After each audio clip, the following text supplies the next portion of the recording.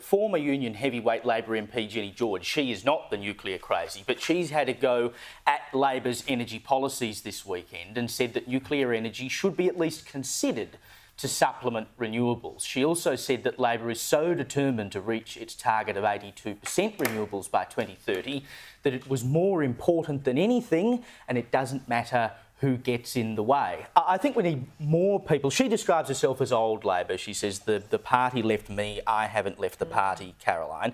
And we need more people like her, and she's been at pains to come out and say this. She didn't want to do it. For a short time, she stopped paying her party dues, which hurt her after all those years in the ACTU and then the Labor Party.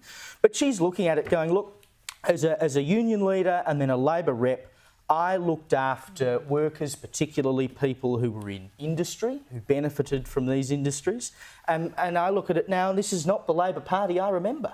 Yeah, I mean, she's a really interesting character. First female president of the ACTU. She's obviously really feels deep in her heart that her party has abandoned the values that they once had at their core, which is to put workers at the fore.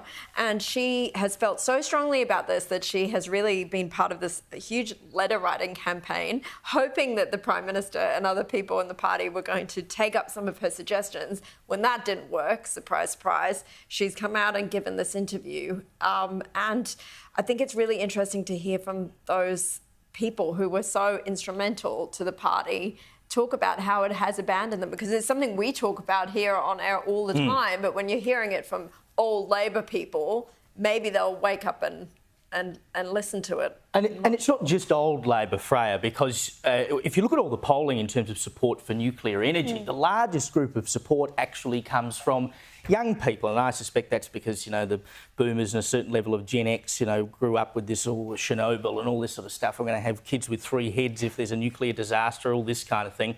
Whereas those of us who've sort of been post all of that can take a look back and go, OK, well, they've got nuclear energy in the UK, they've got it in France, they've got it all over the US. People aren't being born with 3 heads. There haven't been any major nuclear disasters for years. Let's just do this thing. But you've still got Bowen running around saying, oh, it's the most expensive form of energy. Well, has he looked at his power bill lately? Where's the $275? You can't tell me that's cheaper. That's exactly right. And young people don't care about, you know, the scare campaigns of the Soviet era with their poorly maintained nuclear power plants. Young people are much more open to innovation and new technology. And so I think it's really interesting that we're seeing Gen Z diverge from the left of politics on this issue, and a really great opportunity for the coalition to go hard on nuclear and pick up votes among Gen Z.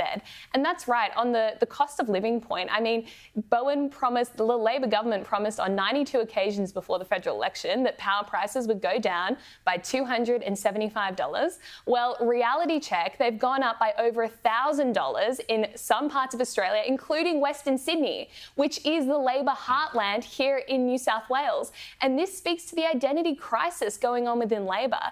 They're being run by this woke inner city elite, but a lot of their base are actually working class Australians. So which one are they going to go after? And I think we're seeing them abandoning their base, which is unfortunate for the Labor Party, but great for the coalition. And sounds like my last 684 columns. on that point, though, Paul, you've got Di Lee, who, of course, in Western Sydney, fought off Christina Keneally. And Di Lee has been mentored by Jennie George. You know, we talk about the fact that people in Western Sydney and workers and whatever have been left behind by the Labor Party. How much of an opportunity is there going forward to do almost that sort of teal thing that has happened in the eastern suburbs, but the Di Lee version through Western Sydney and Western Melbourne, etc.? Absolutely. Look, I certainly think that there's going to be a couple of other people that are going to get close to what Di Lee's been able to do in Western Sydney, because the reality is that for a long time, someone from Central Casting was able to be dropped on insert out of suburban area because people reflexively vote Labor, they'll turn around and do it. But I think people in all forms of politics, be it sort of, you know, the 35 plus women in teal seats, they want somebody who looks like them, right? And the old-fashioned sort of person who used to have a trade union history way back when doesn't necessarily look like them. That said, I think there's two issues that are going to cause that creation. One, it is immigration, and we'll get to that in a second, but it's immigration, cost of living, that I think is going to pop up, say, your local mayor, somebody like that who's well known to an area, but we don't talk about on TV shows like this. The second issue, I think, is not this election, next election. Can I just put believe it or not, a pin in a debate to come, is that the second Sydney airport is going to have 24-hour noise. Now, the major Sydney airport that's there now has curfew. So the people who live in the Prime Minister's electorate, well, they get to be able to sleep peacefully after 10 p.m. People who are going to live in Western Sydney are going to have 24-hour noise. And I think you're going to see the candidates that go close this time, or at least start to send their message that Labor's screwing you over, in 3 years' time, when it's 24-hour noise over the top of your head, that'll be the final push. So I think it's a two-election strike strategy, but I think it'll happen. As for the nuclear stuff, though, I mean, Joe, why doesn't the Labor Party just say, look, we don't believe it is economically viable, we don't think it's going to happen, which is what they've said many times, but we will lift the moratorium and let the market decide? That's what I think they should do, and I wrote a column to that effect just last week saying, look, if it's going to fail, let it fail, but let it fail in full public view so everyone can see it, and that will actually be good for Labor. The numbers, as far as I can tell, don't stack up at the moment because we simply have not got these small modular reactors, which could be game changers. They're simply not there yet. They're just not there. They're a few years away, it seems, before they're ready to go to market, and then we'll see what they can do. But,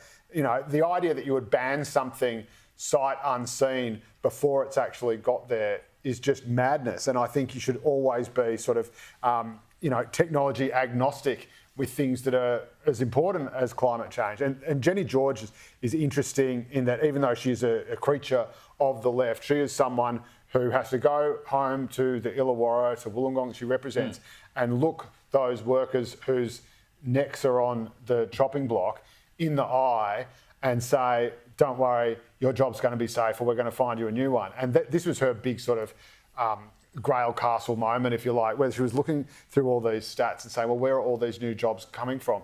It's no, and again, and I'm all for climate change and doing something about it, and I'm all for reaching those targets. Did you just say you're all for climate change, Joe? I'm all for doing something about climate change.